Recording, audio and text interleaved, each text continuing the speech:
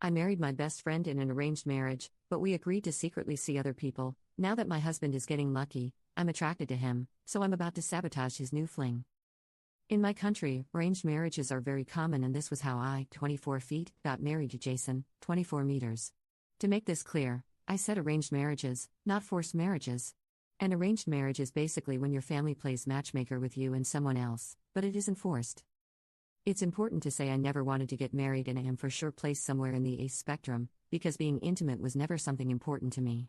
But I knew Jason since we were kids and he was always nice to me, so I accepted to spend some time with him and see where it would go. Turns out Jason and I had a lot in common.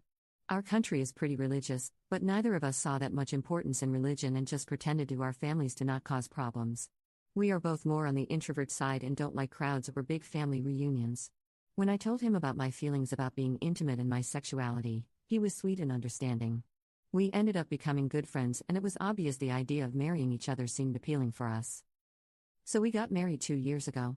We made a deal to be basically good friends who are married, to not wrestle, and to sleep in different rooms.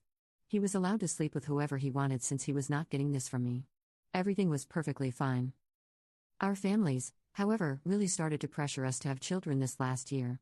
Since this was so important to them, we agreed to, well, try. But first I asked him to make an exam to check he is infection-free, since he had his fair share of casual wrestles and, even though he reassured me he always used rubber, I wouldn't feel safe otherwise. After the exam showed he was clean, we had our first time together and it was great. Way better than I could ever imagine. After that, he noticed I liked it and asked if it was in the equation of our relationship now. I said yes. This was a few months ago, and since then we've been intimate together pretty regularly, but we also started to spend more time together outside of that, and I think my feelings of friendship for Jason are starting to change. Not only that, but I started to feel jealous of his casual relationships, especially his affair with this Anna girl who he's been seeing regularly for the past months. I'm scared he starts to fall in love with her, because he always speaks highly of her and he seems to like her.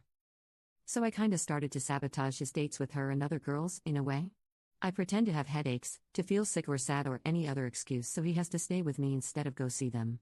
I know it's childish and maybe I should just talk to him about it, but I'm so scared he doesn't feel the same and things get weird between us. It's not like we can escape each other. Update. Well, this was enlightening. Although some of you should probably learn how to be kinder to others. Not my fight to have, anyway, but I listened to your advice and talked to Jason yesterday. It went well.